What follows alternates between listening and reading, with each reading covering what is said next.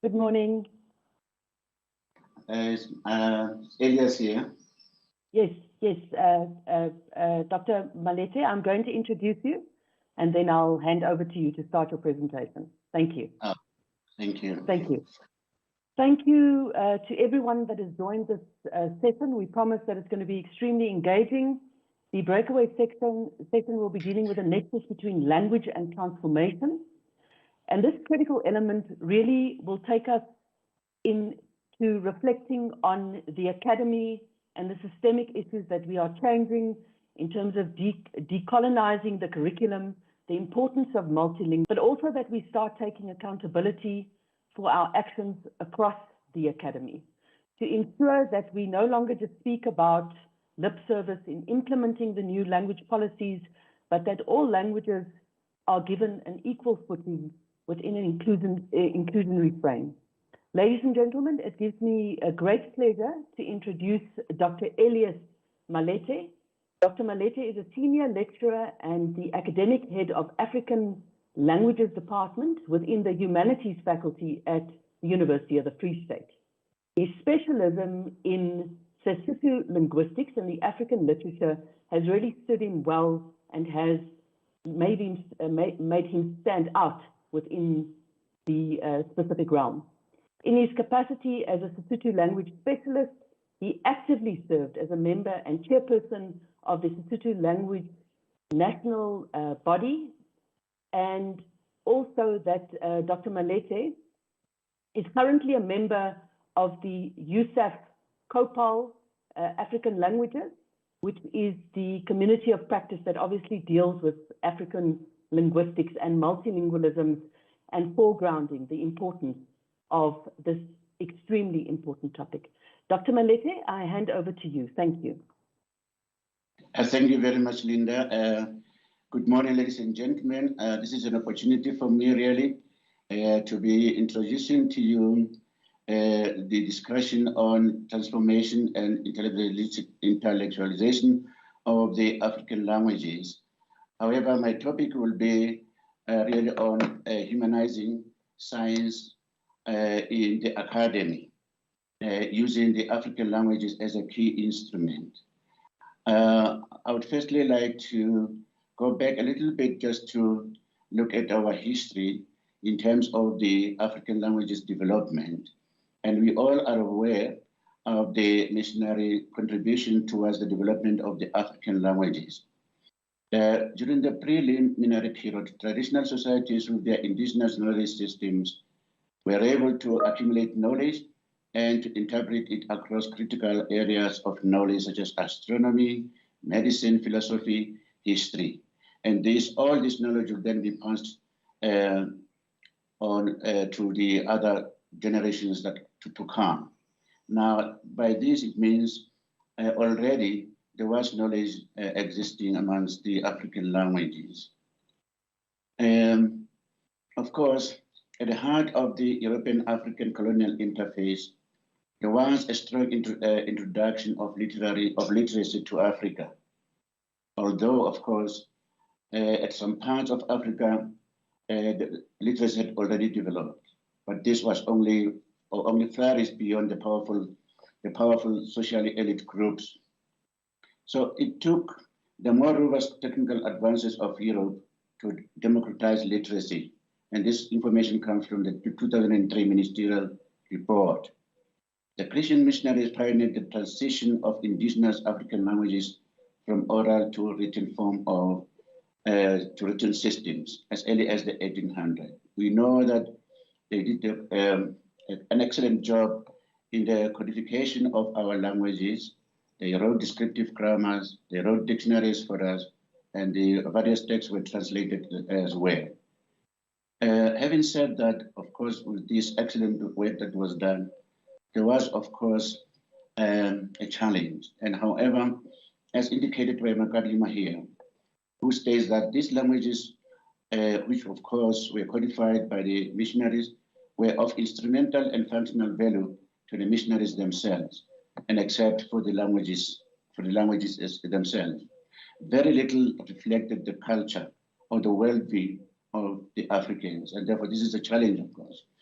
Therefore, the development of these languages was for a narrow rather than expansive purpose, deliberately disregarding the richness of the culture and the worldview of the speakers as postulated by Prague. Now, therefore, this meant that the speakers of these languages and the richness of their culture and their worldviews were removed from the historically existing epistemologies. The exclusion of the African languages from the center of the current national development discourses represents hostility to everything which is indigenous. African languages at this stage rarely feature prominently as part of the indigenous agenda for the development discourses because dominant paradigms consider them as regressive forms of consciousness and a hindrance to the Western-centric development discourses. Furthermore, I would just suggest that generally, the general overview shows that universities teach African languages in a social manner, reflecting less of the practices and well-being of the people who speak these languages. And we are still doing it even today. The scholarship in African languages has not broken away from the context in which it was conceived, which is the focus on the structural study of the languages and the structural study of their literatures. Now, with all these challenges, fortunately for the South African government, through also the ministerial report, we see that there were conditions that were set and prepared for the development and also for the intellectualization of the African languages. The first point here, we are aware that this has been done through the constitution, the language policies of the various universities. The national constitution also recognizes the 11 languages of South Africa, so that is done. But the most important one really that we have to look at, it is point 5 and 6, it is the intellectualization of culture and the languages, but also the use of languages in electronic technology. Now, by mentioning this also suggests that it is necessary to decolonize our African languages. Now, it is also important also to look at what we mean by decolonization process. I know that various universities have embarked on this, and even the University of the Free State has also done so with various faculties. As I know that for fact that humanities is also addressing this issue. Now, it is the process of decolonization. It is really the reversing of the process of colonization through raising consciousness of the oppressive state that people live in. Being conscious of their oppressive history, recognizing the strength of indigenous ways, and appreciation of traditional philosophies of respect, life, and cultures. Also, decolonization means the transformation of the colonized cultures into the means of resistance, incorporating the new forms of expression. And these new forms of expression means that you don't have, it is not necessarily to go back, but just to create new forms and interpretation of our oral tradition, crafts, dances, songs, and so forth. Also, if you look at Ndlovukajeni, describing the decolonization process, it is saying we should look at rethinking what is taught, rethinking who is teaching this as well, and also the use of African languages in teaching and research. So, having looked at this decolonization process, one would then say, how then could the African languages be used in science? I've just made an example here of the medical school at the University of the Free State here, where we have a research where we have an interdisciplinary research, which is African languages, African studies, and the medical school, where we have realized that decolonization debate in the sciences, especially the medical school, is particularly fairly new and probably unsettling and uncomfortable. In the healthcare profession, the human body is often viewed as a mechanical object which is ahistorical and without culture or politics. It is therefore possible that the challenges faced by the South African health system are as a result of health professionals developing practices that lack empathy and devalue the patient's experiences and perspectives.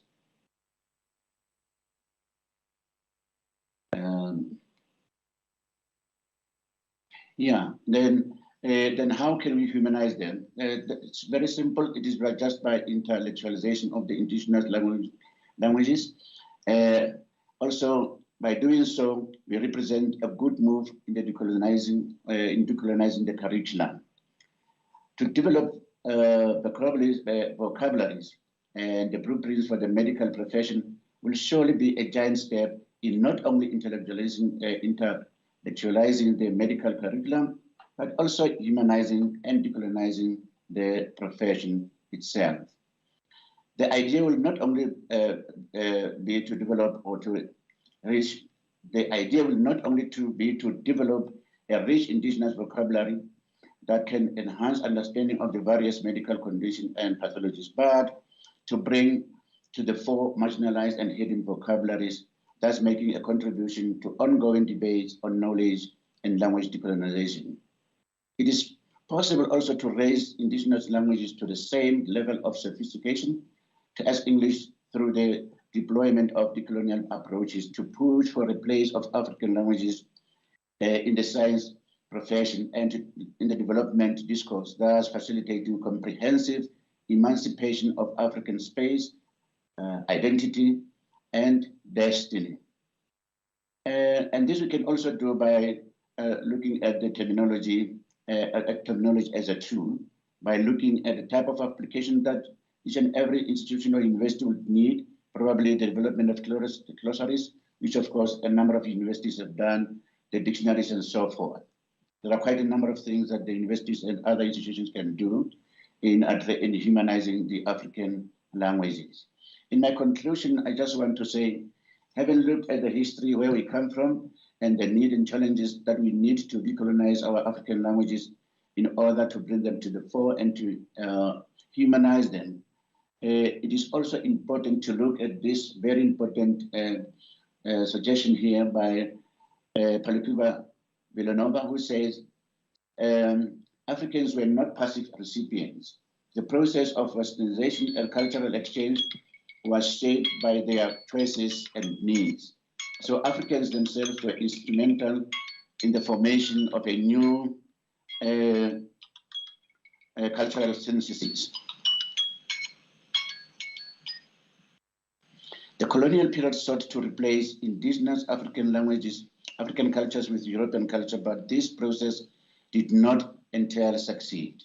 That is why today we have both cultures entrenched in Africa, albeit unequal.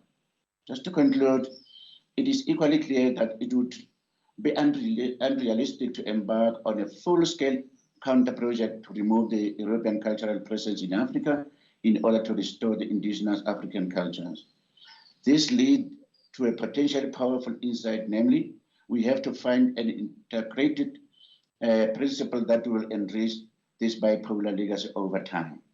Therefore, the goal is to evolve through clear policy, fully functioning African languages. And this report that I have made as a conclusion comes from the ministerial report of 2003. Thank you very much, Chairperson. Dr. Molete, that was really insightful, and thank you for crystallizing those deeply intelligent thoughts and sharing that with us. Colleagues, we move on to Dr. Robert Belfort. Dr. Belfort holds a master's degree in English and education from the University of Natal. He received a Commonwealth Trust Scholarship and completed his doctoral degree in English with Corpus Christi College in Cambridge. Dr. Belfort is the Dean of the Faculty of Education Sciences at the Potchefstroom campus of NWU, and he is well known to us as the DVC for Teaching and Learning after he took office in 2017. Dr. Belfort, we look forward to your contribution. Thank you. Thanks very much, Prof. Mayer. We have a presentation, Dr. Kia Seshoka, who's with me, for colleagues this morning. I just want to check that our technical support are ready to play that, colleagues.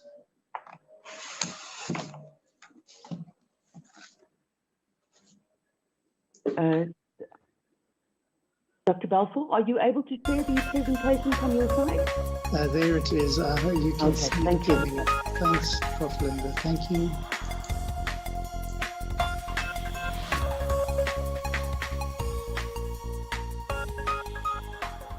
Welcome. My name is Professor Robert Belfort, Deputy Vice-Chancellor for Teaching and Learning at Northwest University. I'm joined today by my colleague, Dr. Kiabaka Seshoka, Language Director for the University's Language Directorate. The NWU has been invited to participate in this colloquium on language policy for higher education.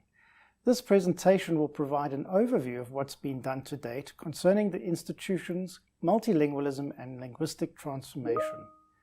Our topic for this presentation will Prof. be Belfort, we are unable Impact to hear and the Delivery, Transformation in the NWU Language Policy.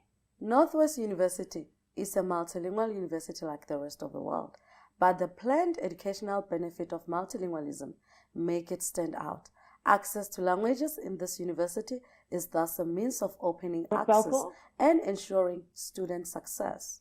Therefore, in line with the dream to be an internationally recognized university in Africa, distinguished for engaged scholarship, social responsiveness, and an ethic of care, the Council of the NWU adopted a language policy in November 2018 to accommodate and pursue and provide for a functionally and fair multilingual environment across all the components of the university. Prof. Belfort, tell us briefly about the road to linguistic transformation at the Northwest University. The NWU Language Policy and Plan was created to respond to the multilingual needs of the university. It is also an additive and multilingual policy which implies adding more languages of teaching and learning, or LOLTs, specifically Indigenous African languages, to the NWU's already multilingual offering that we have in the form of translation and interpreting into the 4 languages of the institution. The additional languages that have been introduced on a more significant scale as LOLTs include Setswana and Sesotho, which are also the official languages of the university, as per the Language Directorate report of 2020. This was done to basically bring about a language management environment at the university whereby the language realities at the different campuses are continuously considered for practical implementation purposes. Prof. Belfort, has the journey been worthwhile?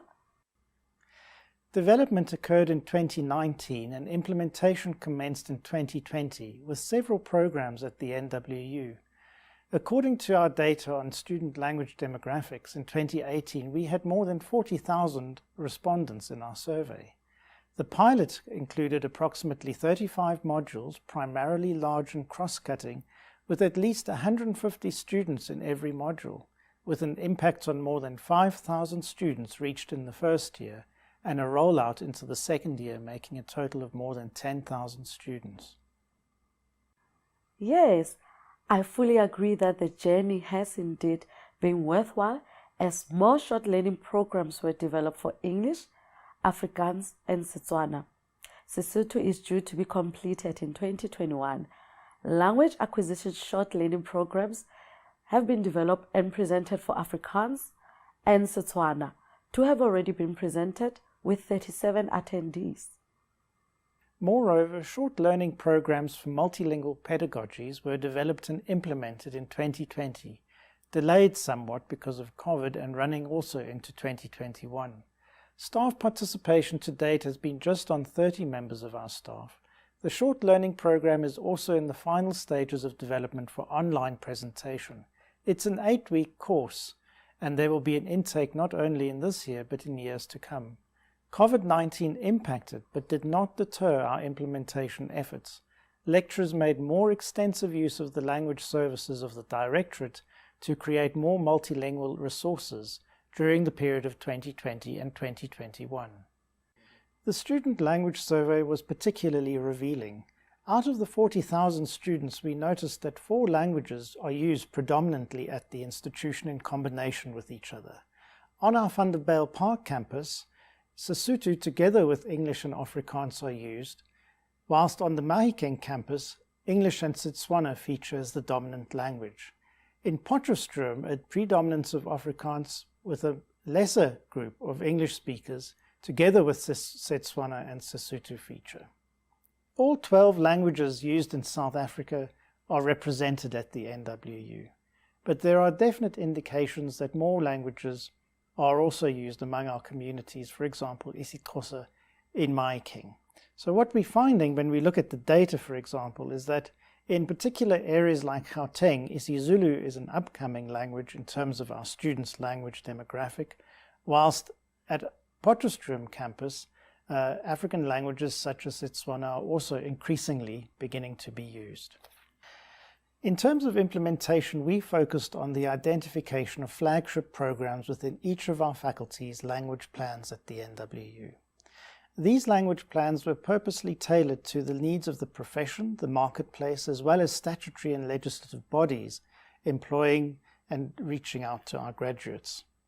If we look at the Faculty of Economics and Management Sciences, the faculty has 12 such initiatives ongoing at present. The Faculty of Natural and Agricultural Sciences has 4, the Faculty of Education 7, while the Faculty of Law has English as a medium of instruction with support available through the translation of study guides into the 3 languages of the university used in addition to English. In other words, Afrikaans, Setswana and Sesotho.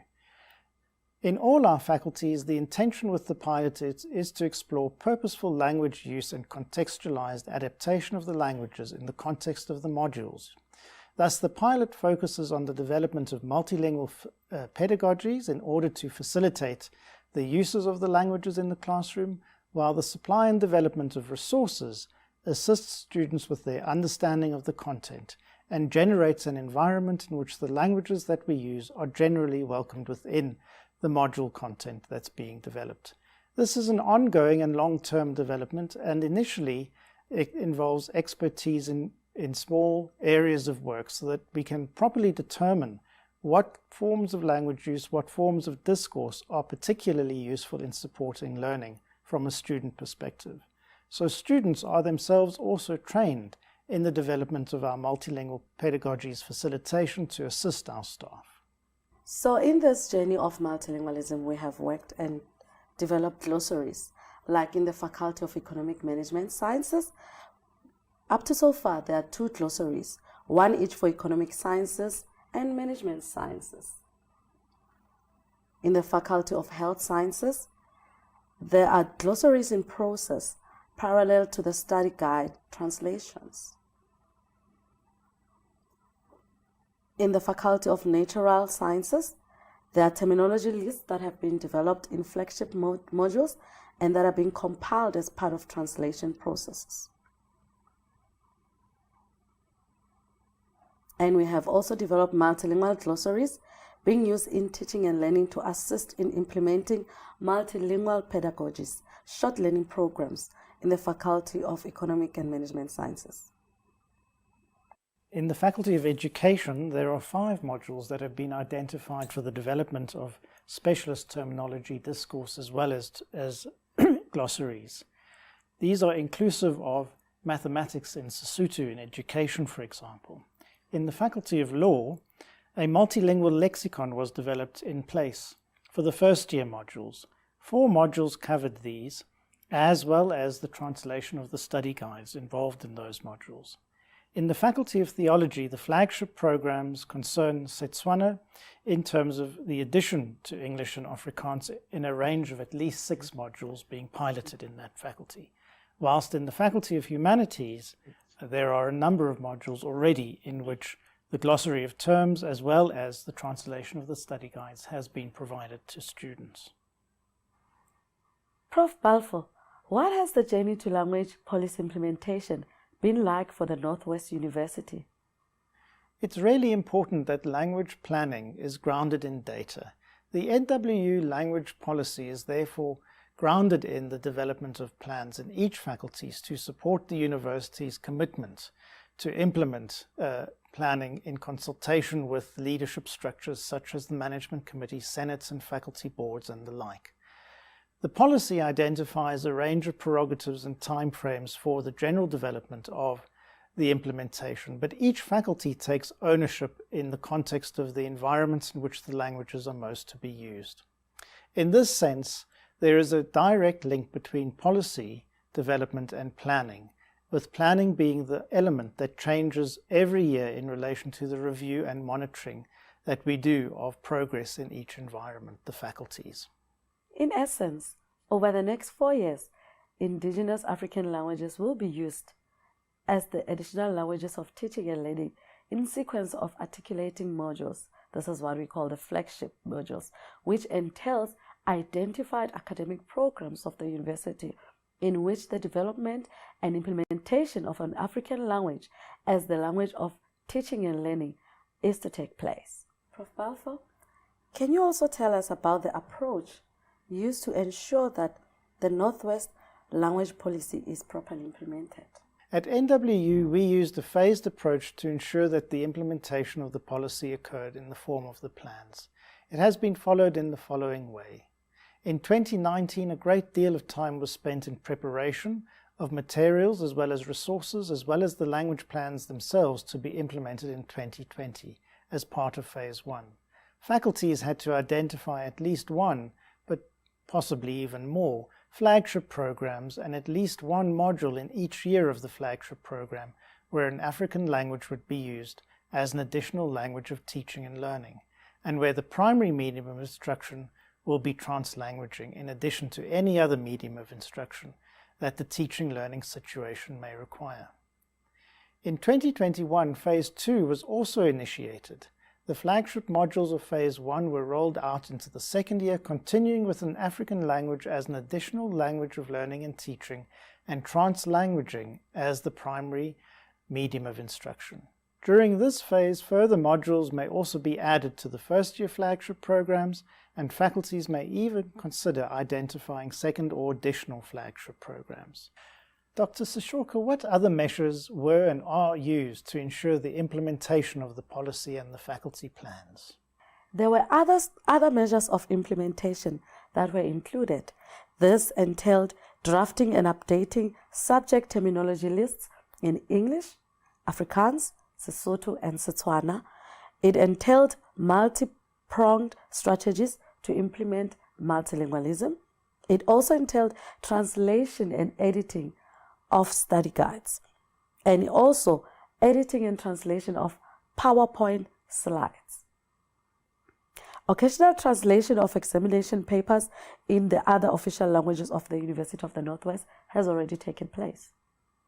Lecturers are playing an integral role in this multilingual teaching learning, referred to as translanguaging, and are being capacitated to enable them to succeed in this innovative teaching learning paradigm. Language sensitization is an explicit focus of the NWU's Language Awareness Weeks, which are offered annually from 2019 onwards. These are jointly presented with other awareness weeks at the university, for example, Gender Awareness Weeks, as well as Race Awareness Weeks. And if we look at those sessions alone, there are a total of 372 sessions offered in the online as well as face-to-face modalities, with an estimated further 300 sessions offered for the Language Awareness Weeks. Dr. Sishoka, how do you see the way forward? As the recently appointed director, it's important that we share in your vision for further developments as regarding language matters at the university. We have just concluded a language audit. This was done in response to ensure that when we review our language policy, it is in line with the language needs of our community and the students and the staff. It has been done in the various official languages of the university. More work is being continually done to ensure that the university increasingly caters for the multilingual needs of its students and staff. I can safely say the future looks bright. Continuous multilingual offering in the university's classroom is also being looked for to ensure that students have a proper access and succeed in their academics. The South African language realities are also taken seriously at the Northwest University to ensure that sensitivity is shown towards language preferences, language needs, and language expectations of individuals and groups and interested parties in the institutions. Thank you.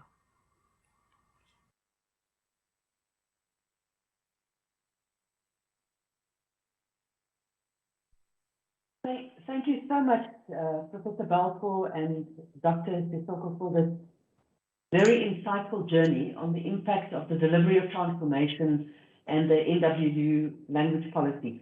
I just want to ask Professor Belfort, just if you have a short concluding remark before we move on, just in a minute. Yes, thanks very much, Prof. So I think what's absolutely critical to understand in terms of the university's approach to language planning is that these look very different depending on the faculty that you're in. You know, for example, in the Faculty of Law, the law faculty has English as a medium of instruction in relation to the languages of the courts. Whereas that's quite different, for example, in the Faculty of Health Sciences, Prof, where Setswana and Sesotho are being developed precisely because our nurses and social workers and psychologists need languages of the communities in terms of their practice. So we really looked at the connection between language practice in the marketplace and where our professionals and our graduates would have to work one day, and what the language needs would be in those environments so that we could really support the client, you know, in relation to social workers, psychologists, lawyers, and the like. So this is by no means a one-size-fits-all approach to planning, and the idea, as Dr. Kia and I mentioned, of contextualizing the plans in each environment was a really careful planning and consultative exercise in each faculty. Thanks, Prof. Thank you, Prof. I just want to say it really was insightful for me, and especially this encapsulation of trans-languaging and the innovation, dichotomy, and construct that really underpin this foundation of this journey going forward. Thank you so much for a wonderful and very insightful insert. Colleagues, we move on to our next speaker, which is Professor Magiba. Professor Magiba is well known to us in the language circles. He is the Dean of the Faculty of Education at Stellenbosch University, and he has held this position since 2019. He previously served as the Director of Multilingual Education, the CHED project, and he was also the Deputy Dean and Acting Dean of CHED at various intervals. His main research interests are language planning, policy, and with special focus on multilingual education. Professor Magiba, over to you. Thank you.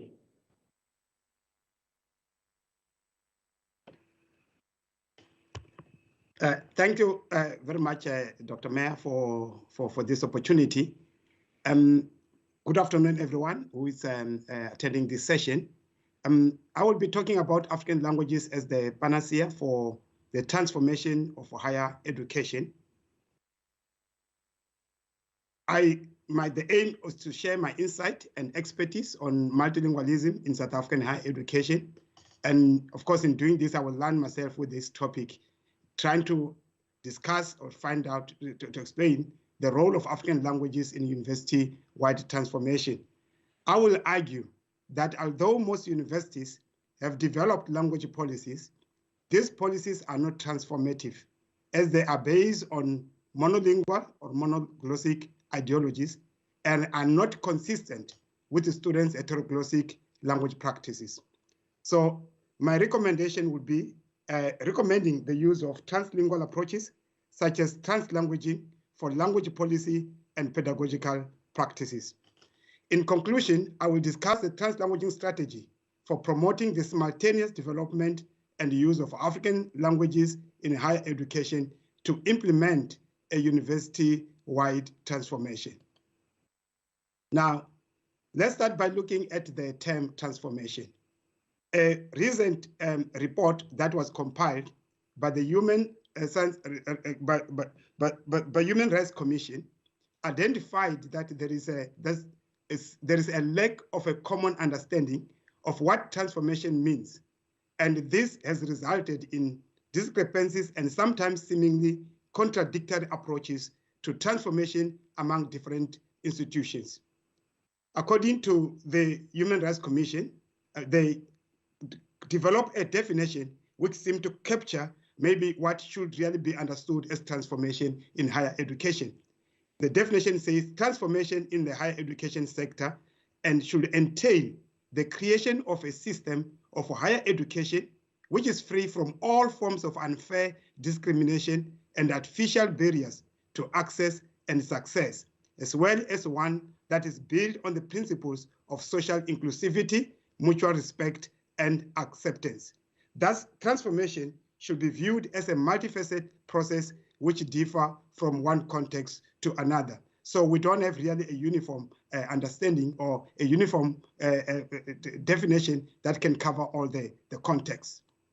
So if you can have a quick look at what is currently now in place, following the 2002 Language Policy for Higher Education, many universities have developed various language policies. And you can see by just looking at these policies here that various universities have identified English as the primary medium of instruction. And of course, some of them have just identified Afrikaans as just one of the official language, maybe to be learned a second additional language and so on. But then most universities have identified African languages. You know, you can see they are just put them in the right or the far right. They identified either one or two or three or maybe more, like University of UNISA that have identified 9. So all these universities, you know, have just identified, I mean, you know, indigenous languages, African languages, as languages that were identified for development, you know, for use when they are developed. So this is a challenge. This is a challenge of marginalization. So this results into several dilemmas that we are facing in implementing African languages in higher education with a view for transformation. Now, if you look at those policies that I've just shown, it's very clear that many universities are engaged in reformative projects rather than transformative projects. Those languages are trying to reform the current university. You know, Mamdan 2019 argues that the modern university in Africa has very little to do with what existed on this continent before colonialism and everything to do with what was created in the modern European or pre-colonial African university. Then he further says that the African university began as a colonial project, a top-down modernist project whose ambition was the conquest of the society. So if we talk about transformation agenda should be able to disrupt the colonial university and reimagine or reinvent the so-called reimagine an African university that is in service of its society, not in service of the colonial masters. So we have found that, I mean, in our context in South Africa, there are dilemmas that are faced with. For example, even the government itself, this lack of government commitment, political will to promote multilingualism in higher education. That was the finding of the South African Human Rights Commission report, that there's no commitment from government. Although we have got the language planning framework at the moment, there is not really certainty that these policies will be followed by a strong commitment with resourcing for those kind of projects. So that is the first problem. Of course, this is the colonial mindset. Then if you look at the second problem, a dilemma that we have, is the dilemma of language ideologies. You know, notions such as language, notions such as multilingualism, notions such as multilingual universities are very often understood from a more colonial perspective. Language is often understood as a discrete thing, as a thing. Language is understood as an autonomous thing. Languages are understood as separate and so on, which is an ideology of language that emerged from the North, but not from the global South. Our people have always understood language to be fluid, language to be more heterogeneous, languages not to be just one thing that is standardized and codified. They understood language from a more broader view. And even multilingualism was not understood as it's understood in the West, you know, where multilingualism means repeated monolingualism. So even multilingual universities such as, the University of Timbuktu, University of Cairo, Tunis, Alexandria, all those universities were multilingual, and languages were used in a very different way. So this definitely needs to be, when we talk about transformation, we really need to again to look at these concepts, and I will engage with them when I talk about translanguaging. Now, the third dilemma is the tension between English and multilingualism. in English. Our language policy recognized, the Constitution recognized 11 official languages, including English. And I think the idea, as we have heard yesterday from Judge Albie Sachs, the idea was that all these languages will live together, will complement each other in a more harmonious relationship. But as we have seen over the past 27 years, we have seen a tension between English and multilingualism, and this tension has led to the marginalization of African languages. Again, the fourth dilemma, the fifth dilemma, it is the intellectualization of indigenous African languages. That is the development of African languages for use, as languages of a medium of instruction, as languages of teaching and learning in higher education. I will come back to this when I continue with my presentation. Then, of course, we have the dilemma of pedagogical theories. How do we teach?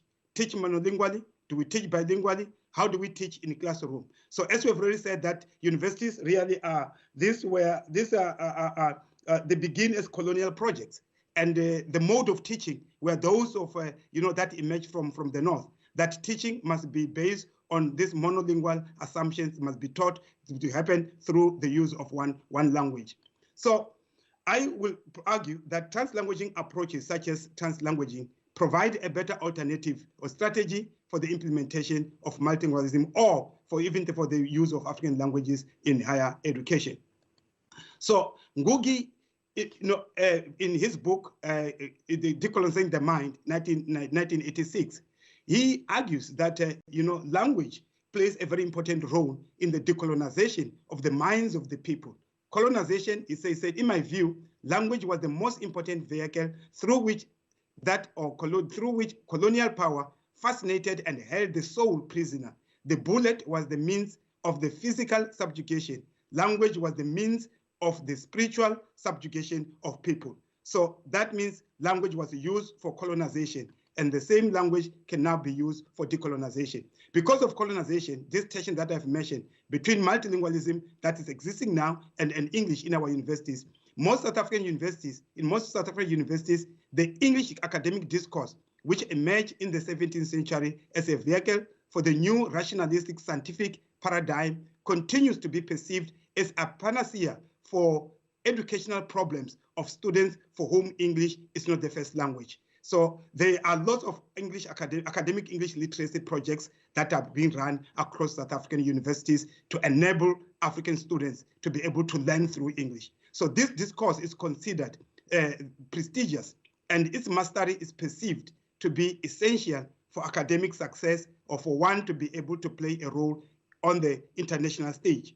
English discourse hegemony seems to continue unchallenged in South African universities, not even by the student hashtag movements. The 2015 hashtag movements, most of them were not really pushing for the use of indigenous African languages in teaching and learning.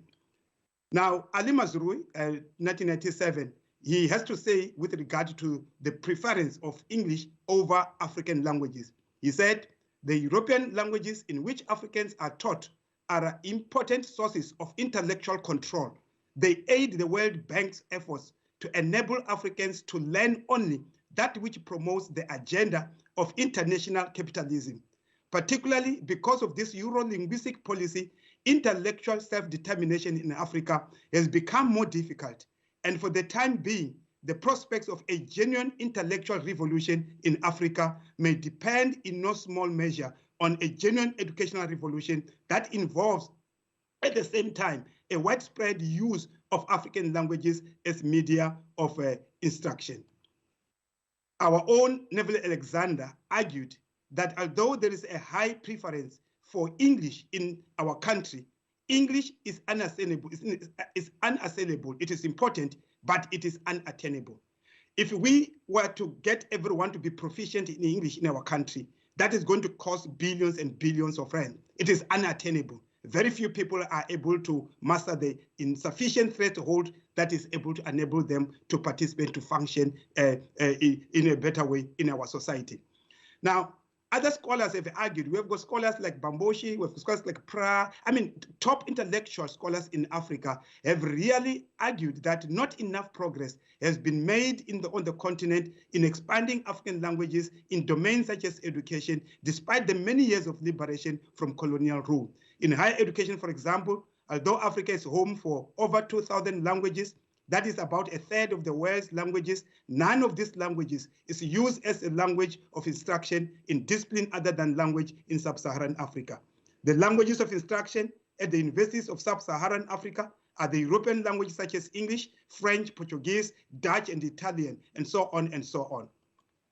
Africa and South Africa, in our case, stands out as one of the few developing countries that educate its children, mainly through foreign languages, despite all studies such as those of UNESCO that have proven unequivocally that there is a strong connection between mother tongue and educational achievement or academic development as a whole.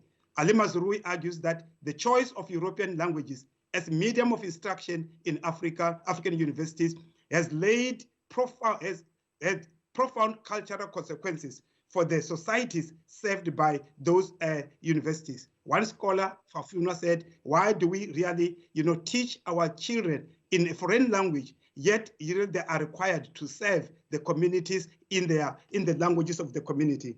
According to Mazrui, professional scientists in countries like Japan, Korea, Japan, Italy, Norway, and Finland can organize their conferences and discuss professional matters entirely in their mother tongue.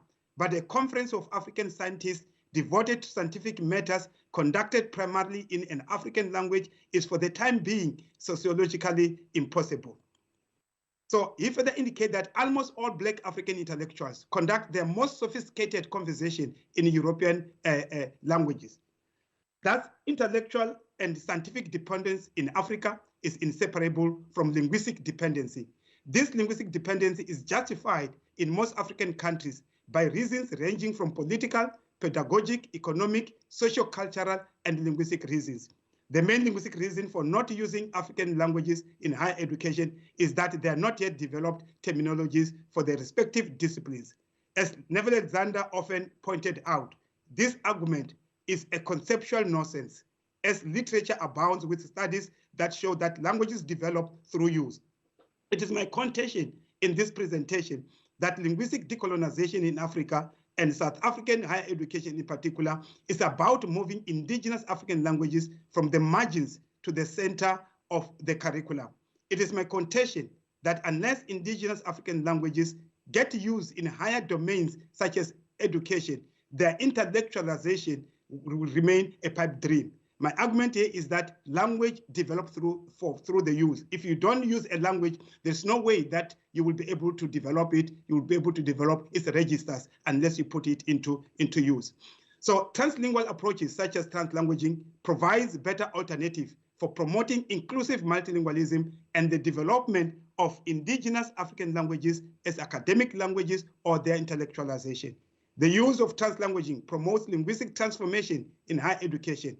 In the next section, I will discuss briefly what the term translanguaging entails and show how it can be used as a transformative strategy in higher education and language policies.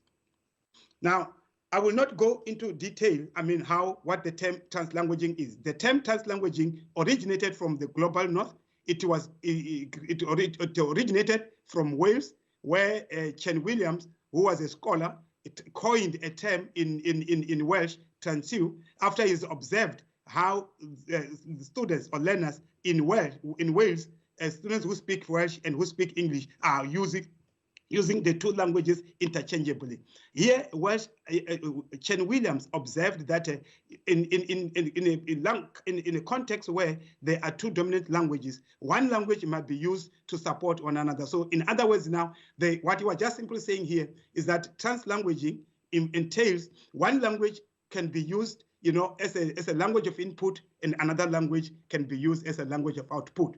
But some scholars like Garcia, argued very clearly that, when we talk about translanguaging, we're not talking about a new practice.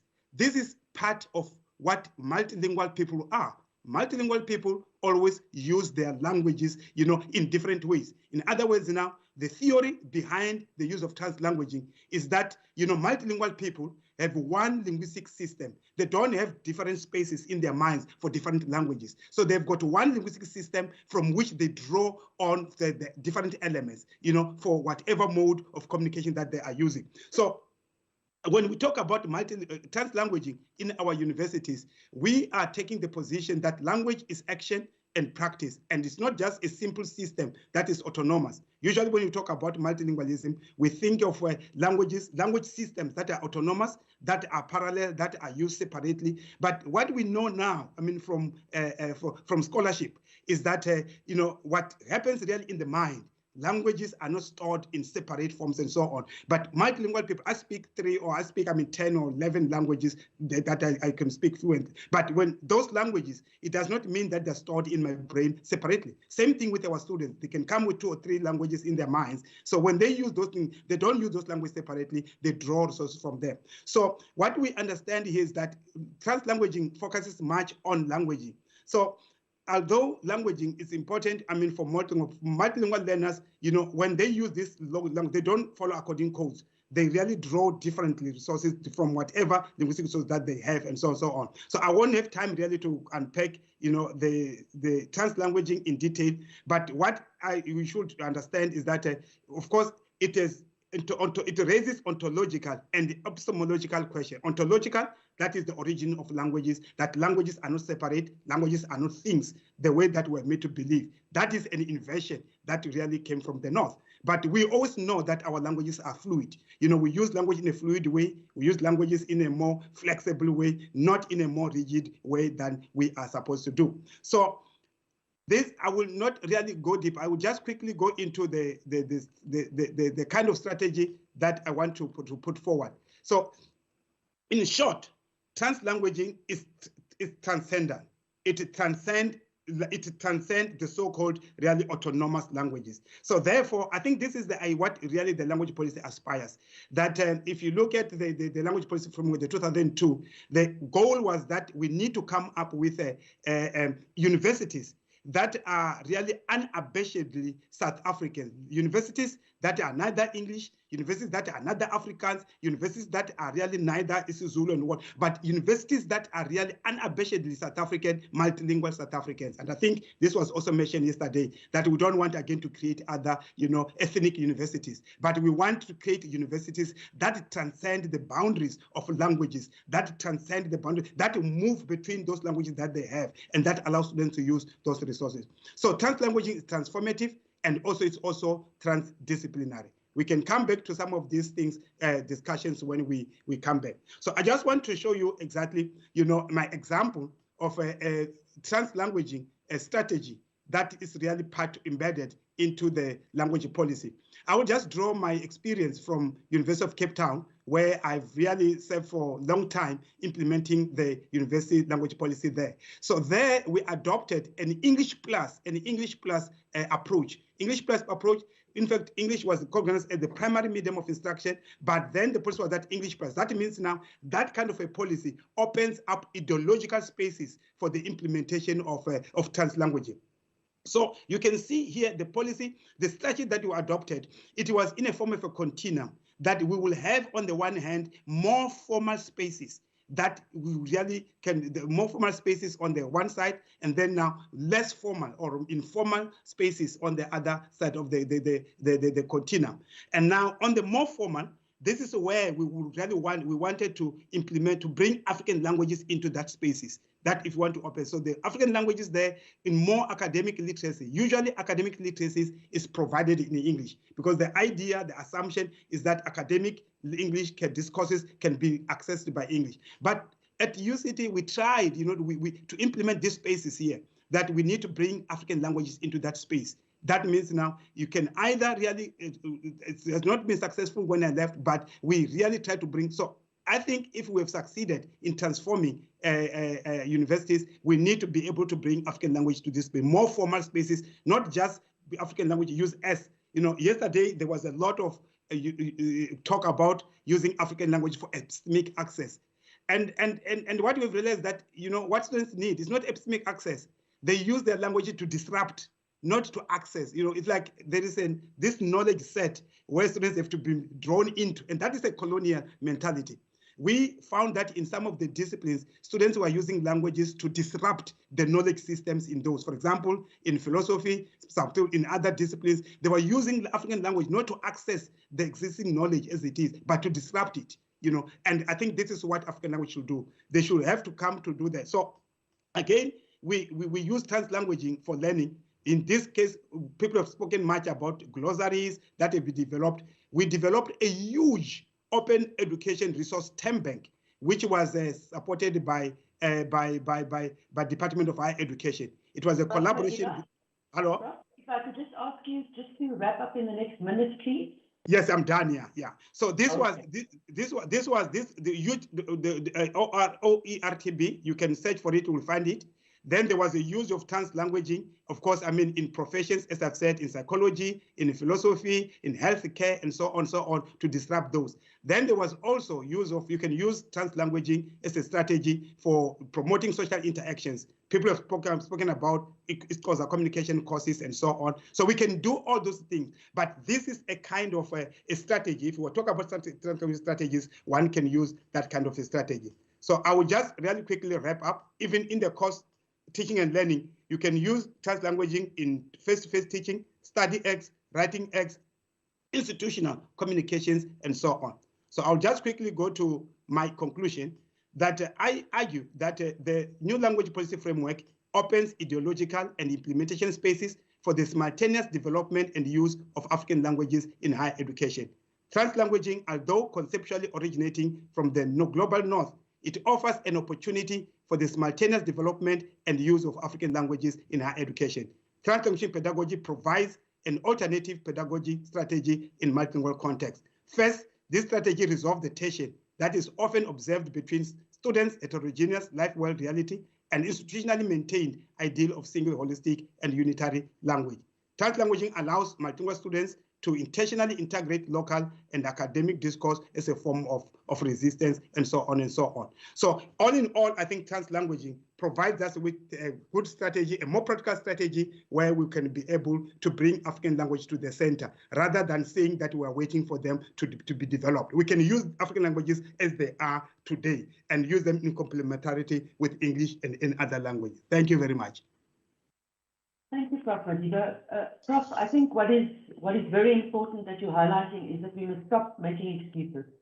That if we want to speak about multilingualism, if we want to speak about changing the academy, that we need to be centered in a genuine education revolution, where intellectualization is really seen within the African language context, to be seen not as a supplementary construct, but really as the fundamental, pivotal foundation of how we create our world going forward. Prof, thank you so much for those insightful, you know, with you, we could sit and listen to you all day. So I'm sorry that I had to stop you. And I hope that the delegates that are watching, if we're going a few minutes over, you'll understand that the intellectual debate is well worth the few minutes that we run over. No, thanks so much. Thanks so much, Dr. Yeah, thank you, Prof. Thank you, okay, Prof. thank you. Thanks so much. We now move on. I just want to ask Prof if you could just help us just take a slide down. We now move on to Professor Hlongwa. Professor Hlongwa is the Dean and Head of School of Arts at the College of Humanities at UKZN and is an established NRF researcher. We know her well. She's also one of our COPOL members, a very engaging, reflective intellectual that brings great depth to our discourse as we engage on these critical elements about really ensuring that the institutionalization of multilingualism is something that is brought to the fore and is constructed within a realm of policy certainty. Prof, I hand over to you. Thank you so much.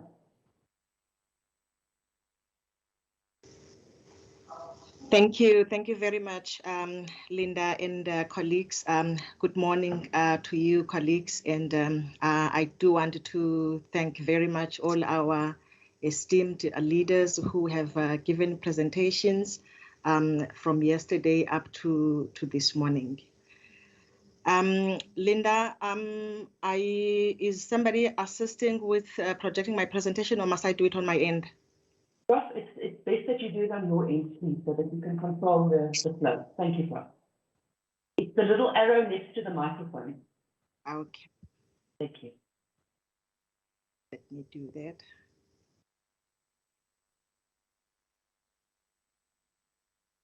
Can you see my presentation now? You can see it, Prof. Thank you very much. Colleagues, I'm going to be very brief in my presentation. I will be following on the presentation that was made by Professor Nhlanhla Mkhize from the University of KwaZulu-Natal this morning, focusing on the teaching and learning of African languages in higher education. I want to say to colleagues that the use of indigenous African languages as languages of teaching and learning is largely confined to primary school sector in Africa. And one explanation behind this situation is the claim that African languages do not have the capacity to handle academic discourses that prevail at university level.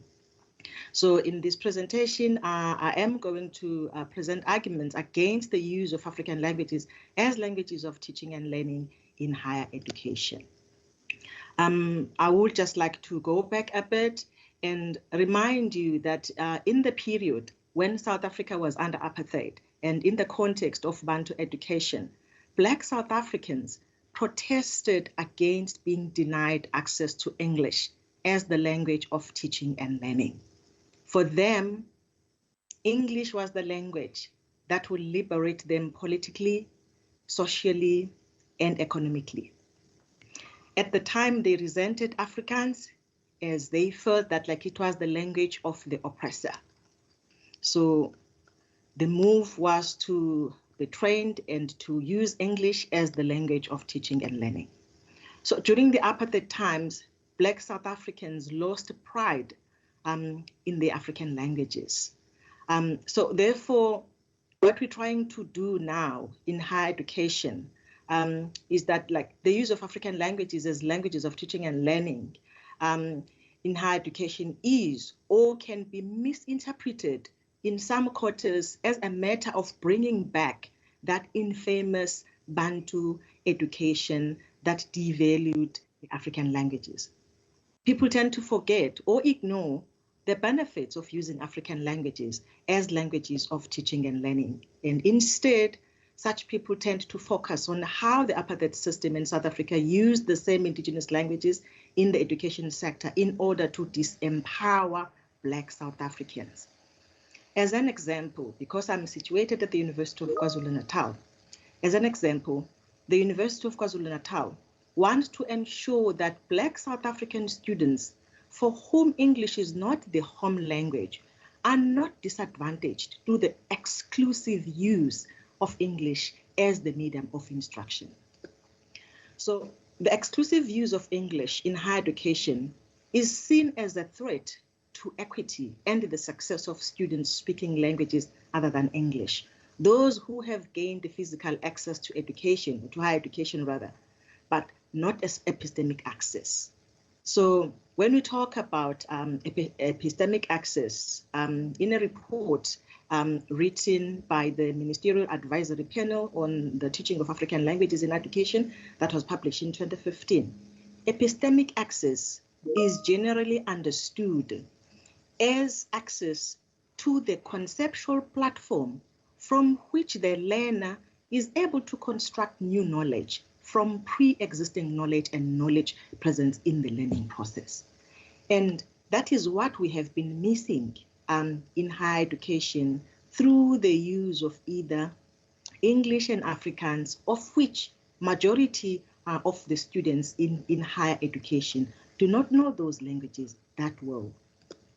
So against this background, the University of KwaZulu-Natal in South Africa, which was originally an exclusively English medium institution, took visible steps toward becoming a bilingual institution. This was done with the understanding that languages grow as they are used and as they use more as they grow. So what happens is that when you don't use the language is not going to grow.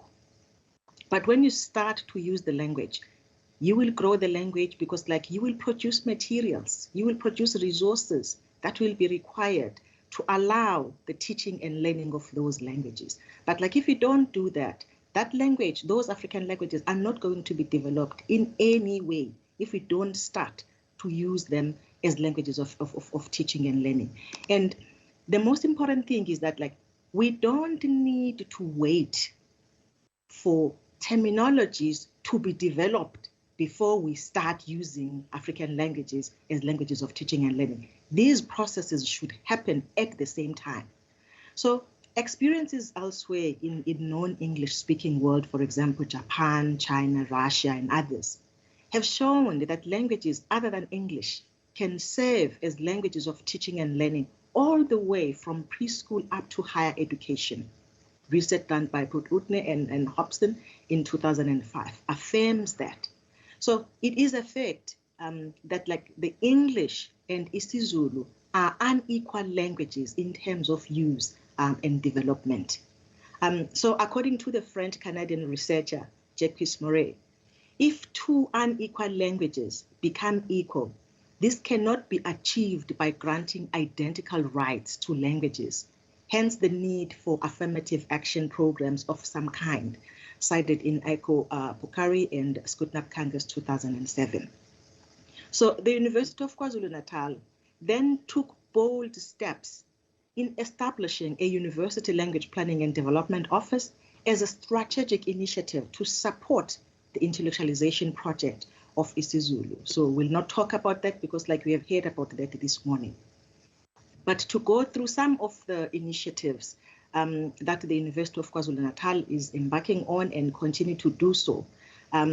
Starting with most of the activities I will allude to are mainly from the College of Humanities, as much as like we have 4 colleges within the institution, but like for the sake of this presentation, I will try to link or I will try to stick to some initiatives within the College of Humanities. The College of Humanities at the University of KwaZulu-Natal is the hub for the policy implementation. It houses isiZulu in 2 schools, which is the School of Arts and the School of Education.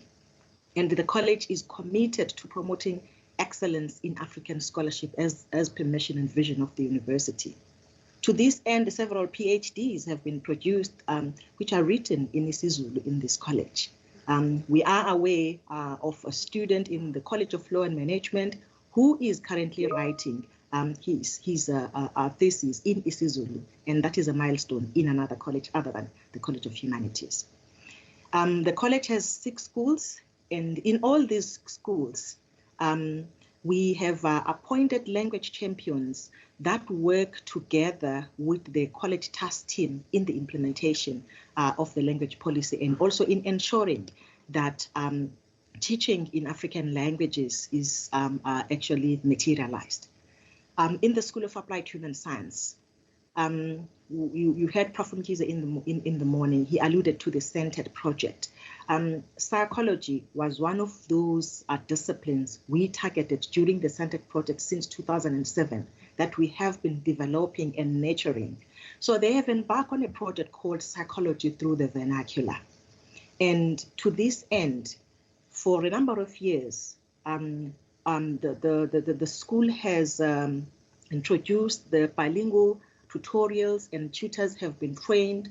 And this is very important. So like they've been focusing on a particularly on social science research methods.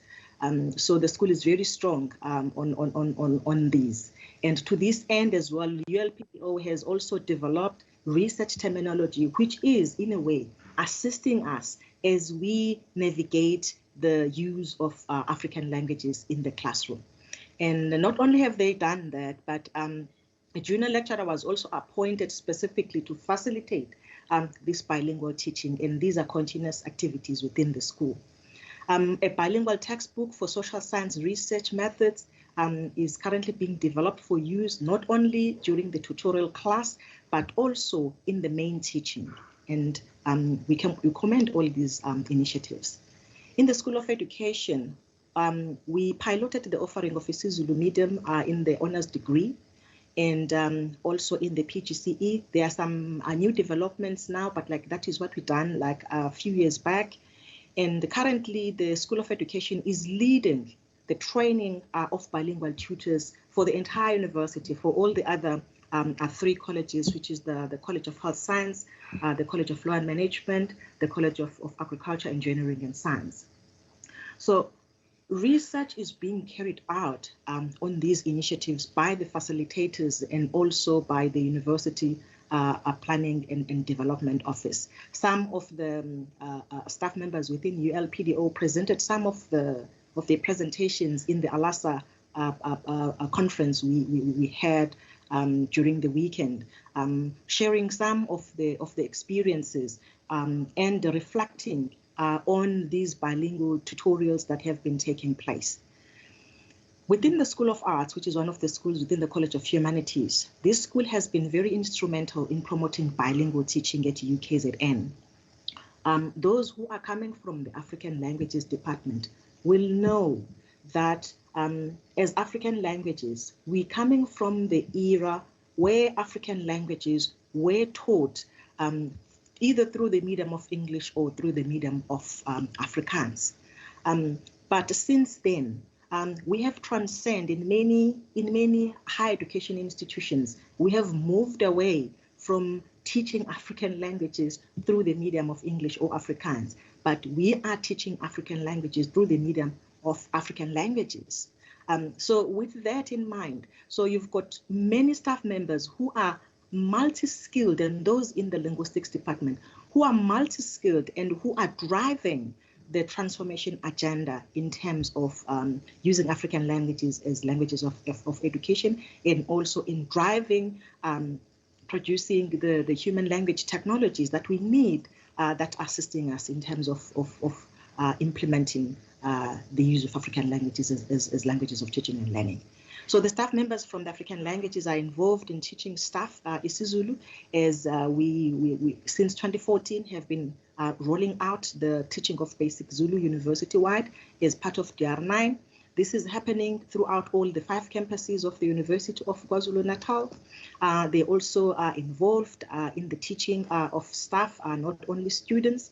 The School of Art as well, one example which is very important is that one of a staff member within the School of Art who is a music lecturer. He is teaching music theory bilingually. And to support him in this initiative as part of the NIHSS project, which looks at intellectualizing isiZulu in 4 universities in KZN, we have embarked on translating his book, which is Music Fundamentals. We have finished translating this book, which is now going to be bilingual, and it's going to advance his effort in offering this module bilingually in the School of Arts. So he has already written his paper, Birthday forthcoming.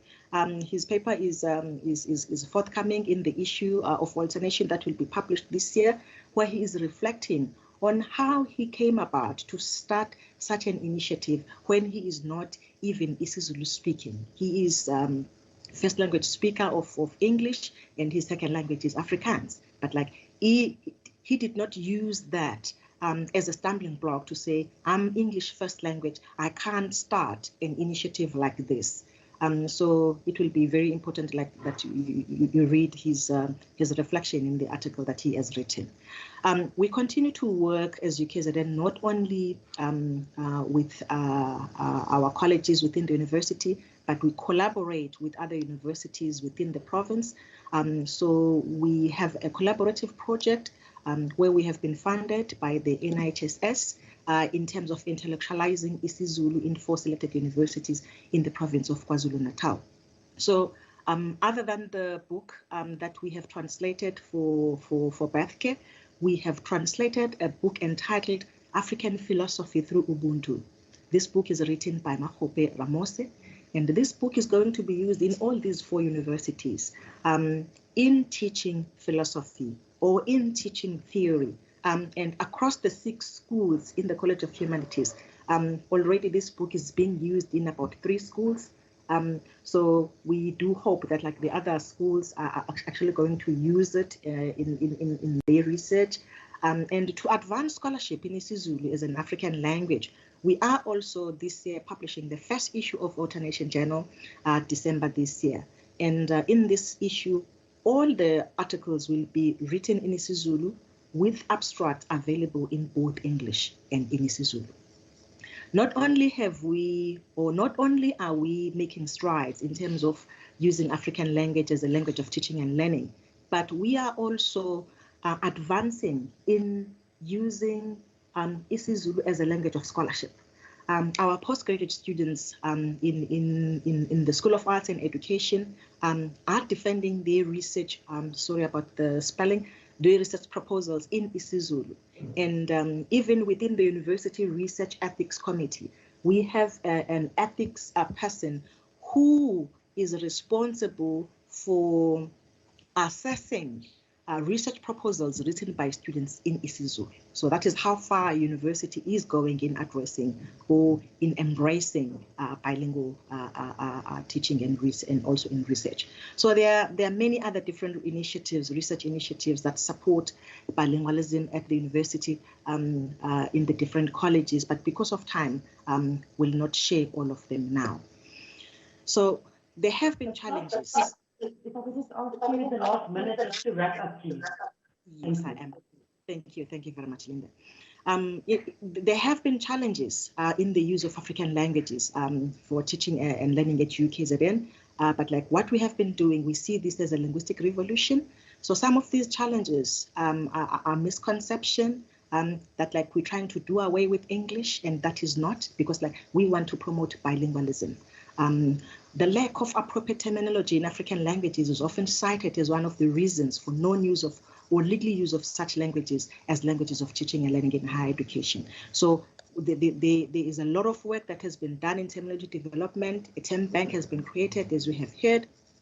In a research that was done by Kamendo Hlongwa and Mkhize, we have demonstrated using the UKZN as a case study that it is possible to create such terminologies.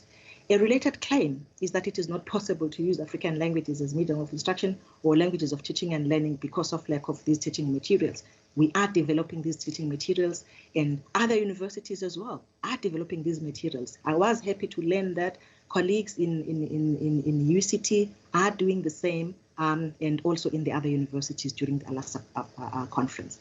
The other challenge is that some disciplines or academics tend to treat these language factors, especially the use of isiZulu, as a very low priority. So such academics can be resistant to the adoption and the use of African languages. In conclusion, I have outlined how UKZN is advancing the promotion of isiZulu as an additional medium of instruction or language of teaching and learning. So a major linguistic challenge for Africa is linguistics overdependence. African countries are largely and heavily dependent on non-indigenous languages as a medium of instruction or languages of teaching and learning in higher education sector. So we have focused on the linguistic revolution that is taking place at UKZN.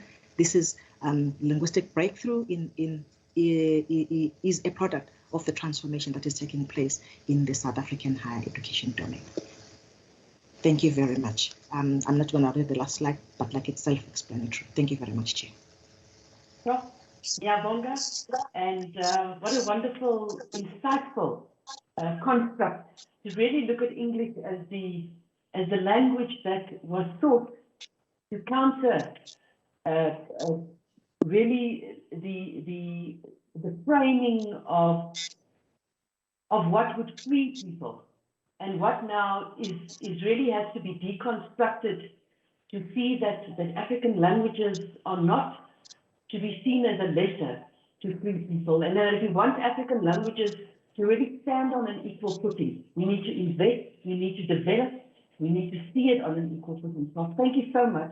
It was wonderful. I made a number of notes, and I look forward to our next engagement where we will really, I must tell you, at one point I got goosebumps, because everything I think that we've been thinking, you have crystallized as we make sense and draw these nexuses between what is and what needs to be.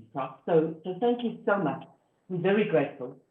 Colleagues and delegates, we now move on to Professor Lekati Makalela.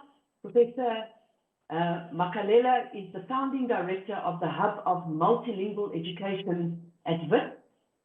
Prof, I must tell you, when I saw your photo, it looked like you stepped out of a GQ magazine with your outfit. It looks like you're always smartly dressed. So, Prof, thank you so much.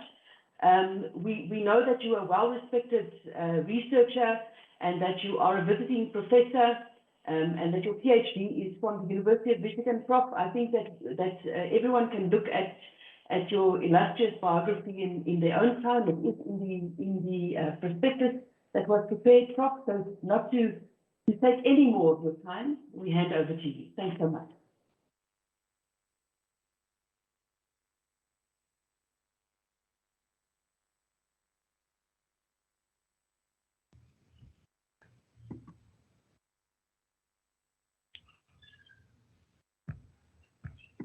We able to see your presentation, Prof? Okay. Thank you so much. I'm excited to be here and glad that I'm given this opportunity to talk, share my views on this very important question. Excited too that I've spoken to, but then how do I control?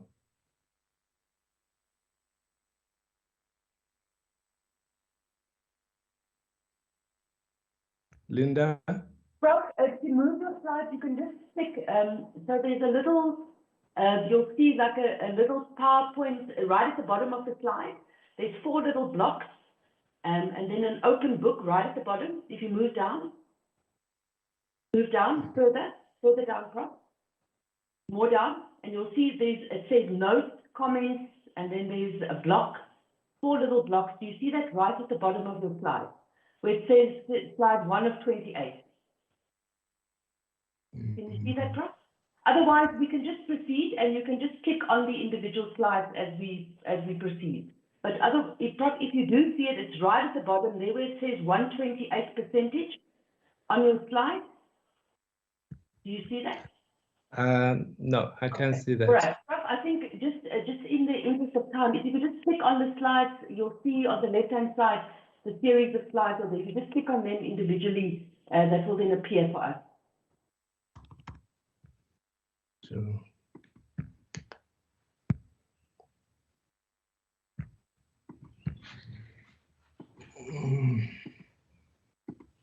But if you also just click on the slide, it will let's click on the slide, also move to the next one.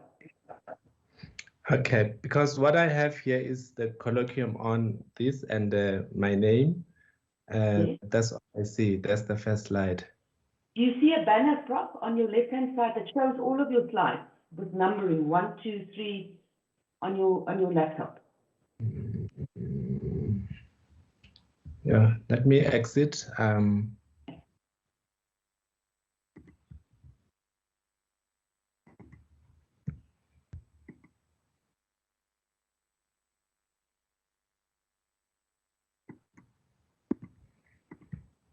Sure.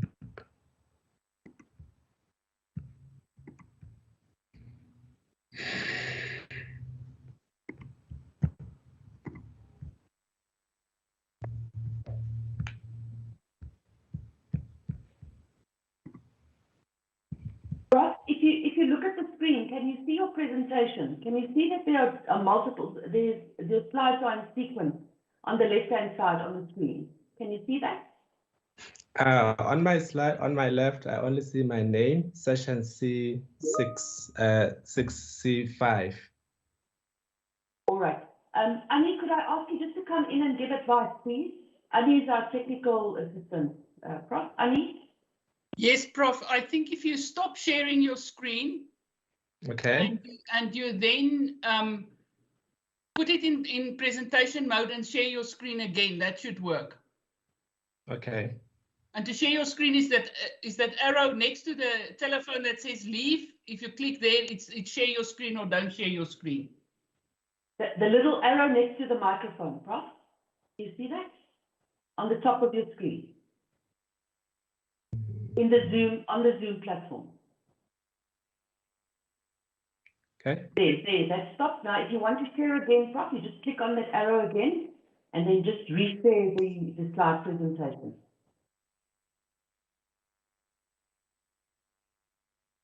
You see it now, Prof? Okay, No. great. We can see it, Prof. Thank you. No, that's correct. Mm.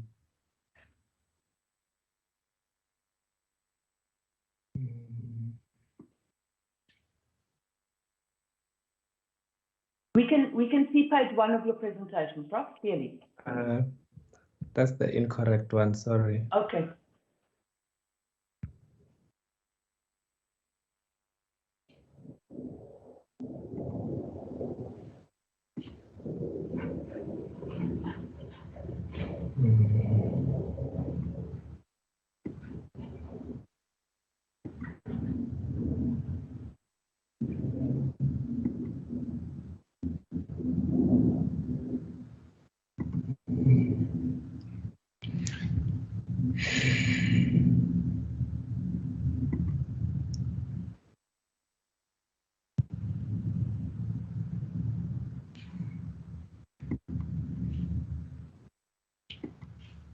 Prof, I hate to do this to you, but we only have 10 minutes left.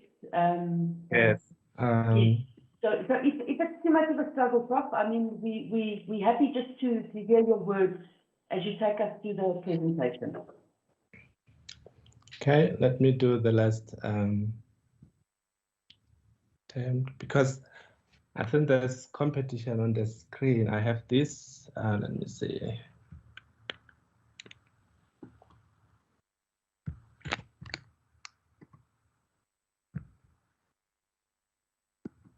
And yeah, I see the holding slide. Is that from our side that is visible? I think it is from Prof's side. Prof, if you click on your share screen and you click Alt Tab until you get to your presentation screen, then that should bring you just to the presentation. Screen, right? Yeah, share your screen and say and click Alt and Tab, and then you carry on with Alt Tab until you get to your presentation.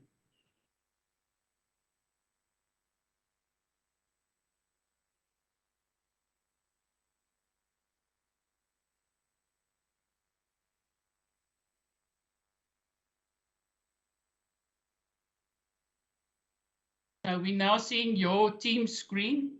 That's not the correct one.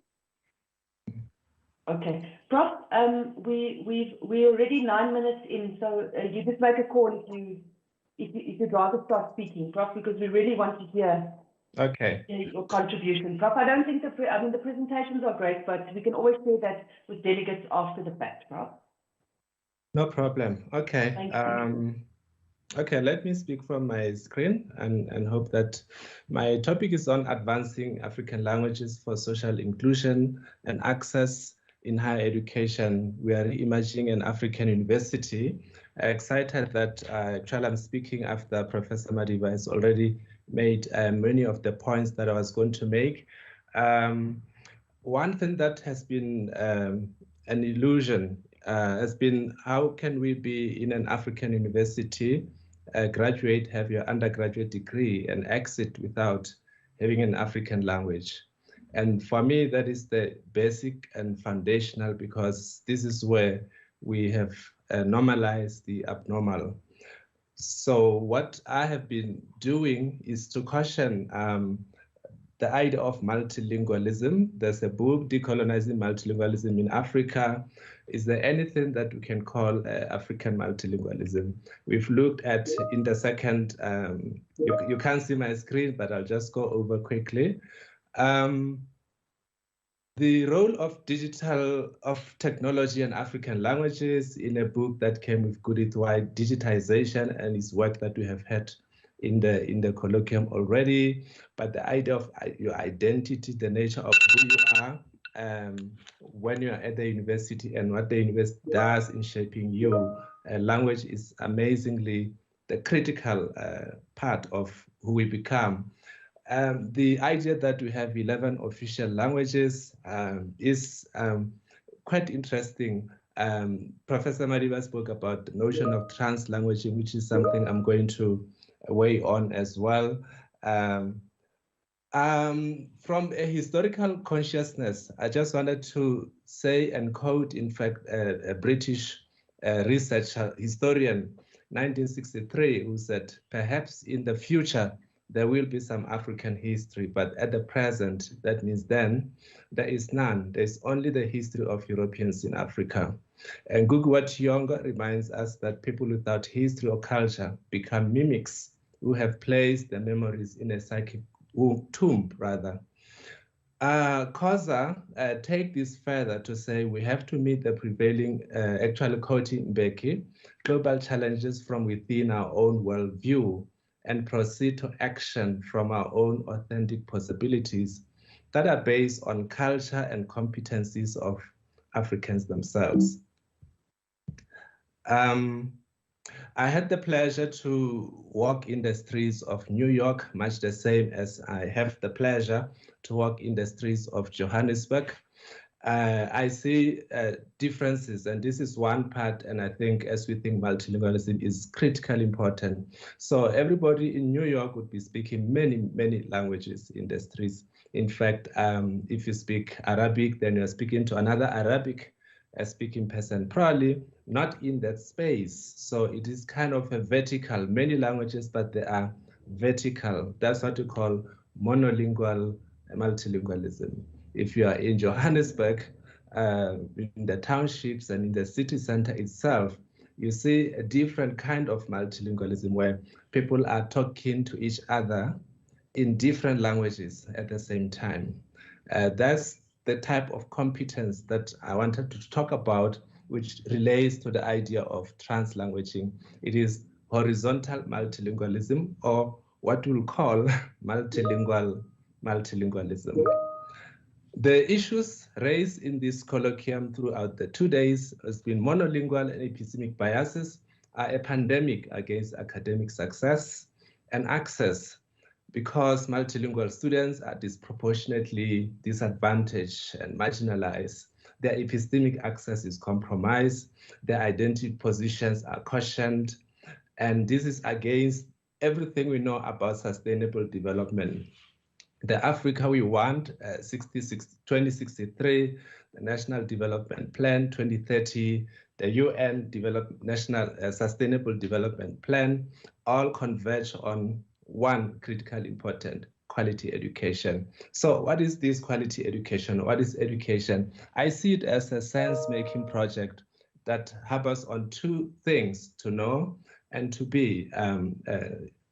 What you know and how you come to know. I emphasize the latter, how you come to know.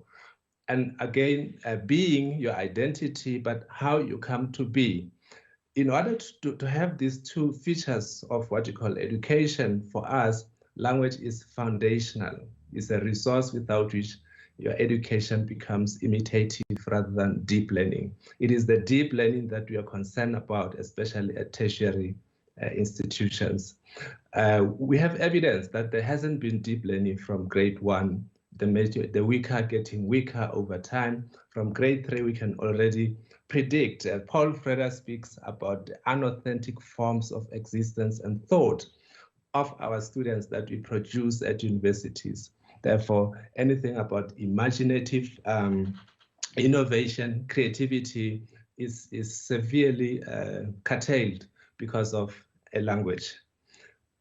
And where is this coming from? We've adopted the oneness and ideology, rather, which I'll call the colonial carryover.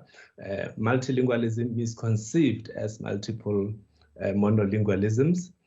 It's coming actually from the nation-statism or the European Renaissance or Enlightenment period, where one nation, one language, one classroom, therefore one language. And that is a misnomer that was carried over into the colonial states, and our universities are still trapped into that space. In fact, two frameworks, what we call cognitive efficiency mechanism, most of the debates will center around it should be efficient, use only one language, it's cheaper, it's all of that. But mentally too, people believe that you cannot multitask. without socially situating this idea of cognition. And when that doesn't work, which we know it doesn't work for many, many universities here in the Global South, we have another opportunity, environmental opportunity hypothesis, that is, give them more classrooms, give them more teachers, give them more time, give them believing that more is better. That's a deficit approach to the problem. We're not dealing with issues of episteme and identity.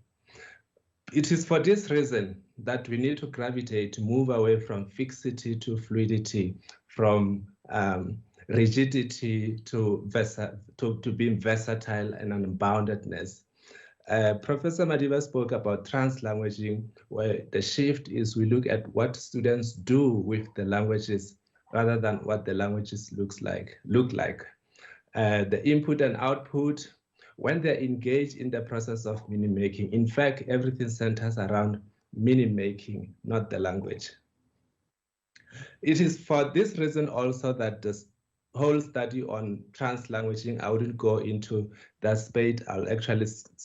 I'll skip some of my slides so that I can highlight key important. But we know from translanguaging work that it does offer epistemological rupture. It allows possibilities for positive identity affirmation. You need highly confident students that emerge out of the university systems.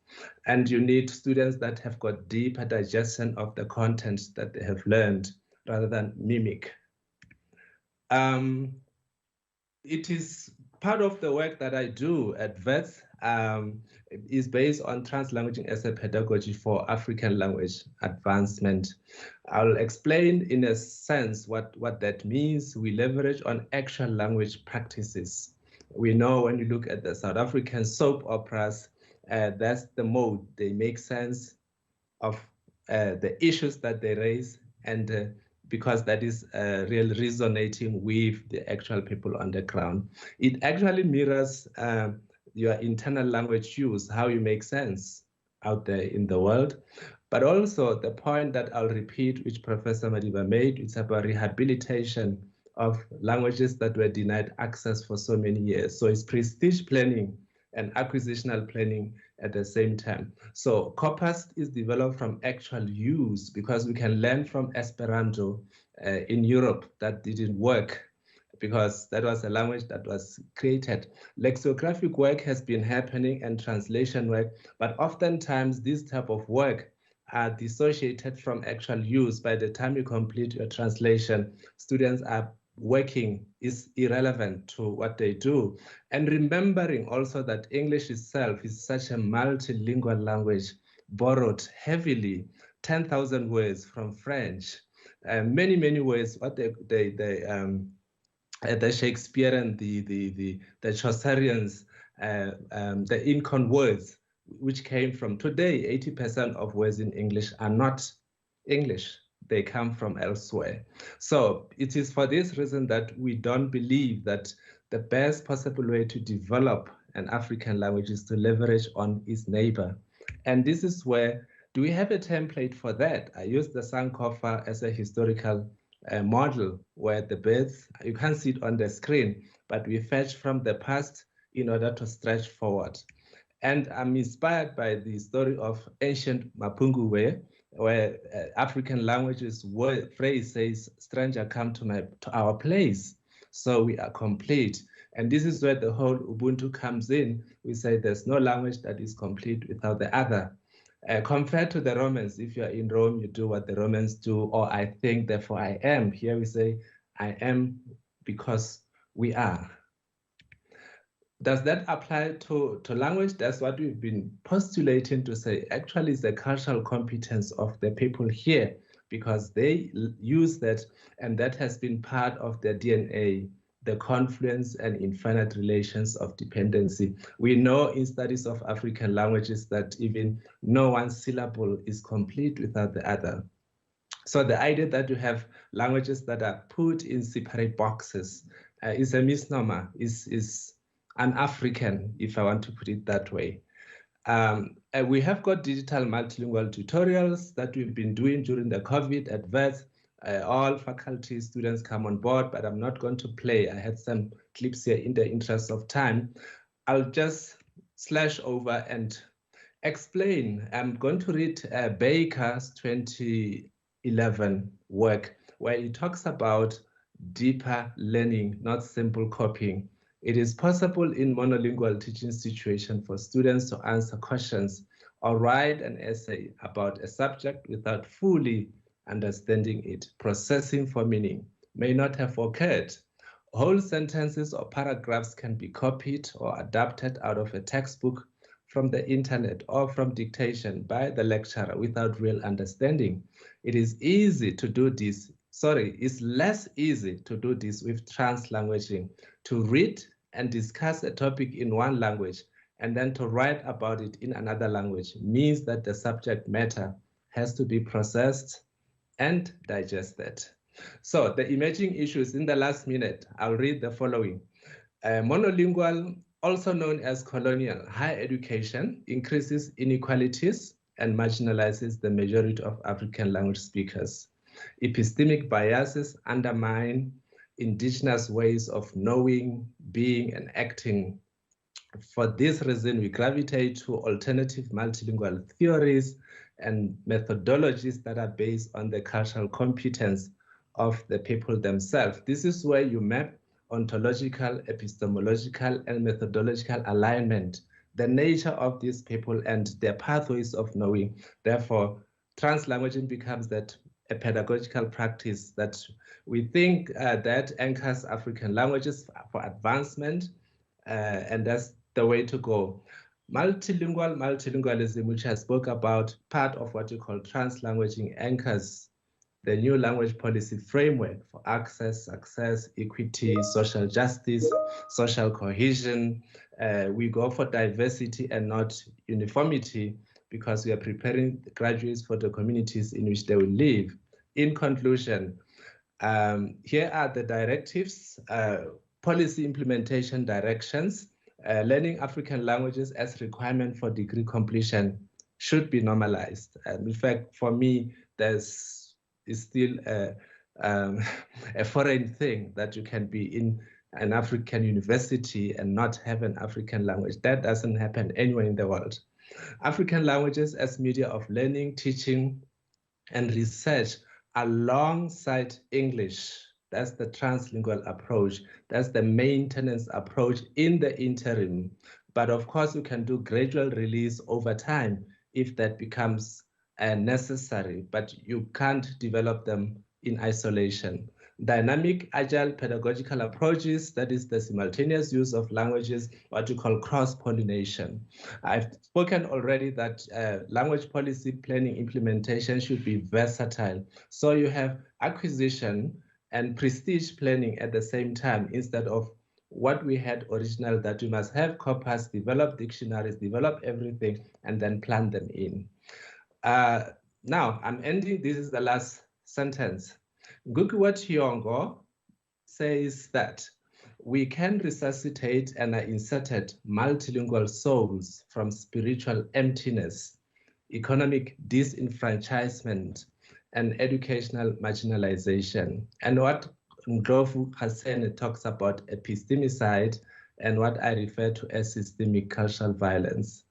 Translanguaging or African multilingualism or multilingual multilingualism, the horizontal one, is the portion that higher institutions of learning need to leverage on. Thank you so much. And my apology for the PowerPoint. No apology needed at all. Prof, I just want to say that I'm glad that we insisted that you start speaking, because you shared many thoughts that were of great value. And for me, really that we start realizing that when we do not embrace multilingualism, that we are inauthentic, that we must stop pivoting towards English as a panacea of a reflection of intellect, when in fact it is doing such damage to the academy that we don't fall ground and start ensuring that Africanism means that all languages are embraced and that English at the expense of all others is what will cost us in our transformation, our development, and our advancement. Prof, thank you so much. Prof, I'm just going to ask, I know that we have reached the end of our time, but I'm just going to ask all of the speakers and our introductory panelists just for one thought in closing, just for 30 seconds. And Prof, I'm going to start with you, Prof Makalela, just a final thought. If you could say something in one phrase to everybody that you would like them to take away from today's event, what would that be? That transformation of higher education is only possible. In fact, decolonization is not possible without multilingualism. Multilingualism is the cornerstone for our sustainable development.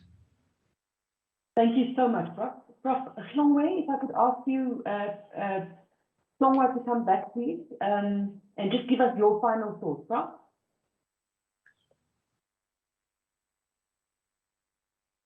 Thank you. Thank you very much, Linda. What I would like to say is that we really need to advance the use of African languages in higher education in line with the current language policy framework for higher education.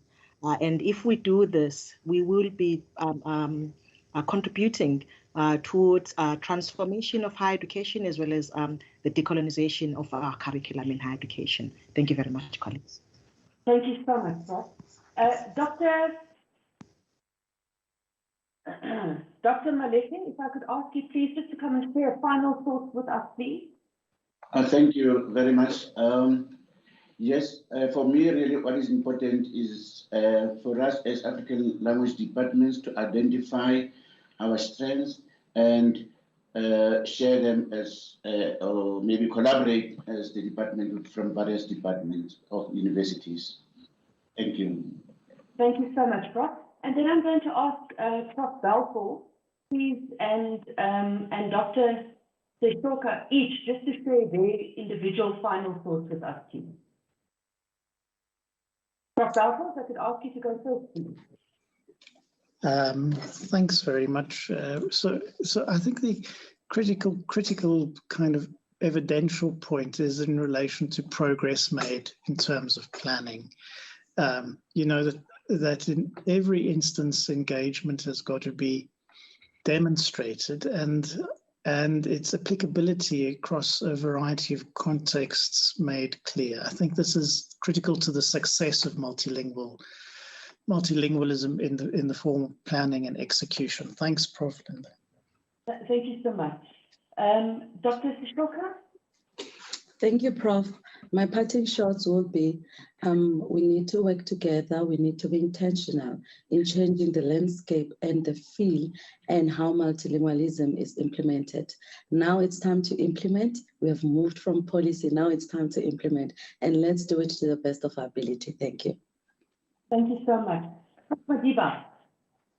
Yeah, I think my last word is that the current language policy framework provides us with it opens up implementational and ideological spaces for the use of African languages in higher education. And I think the challenge that we have is not development. The challenge is utilization.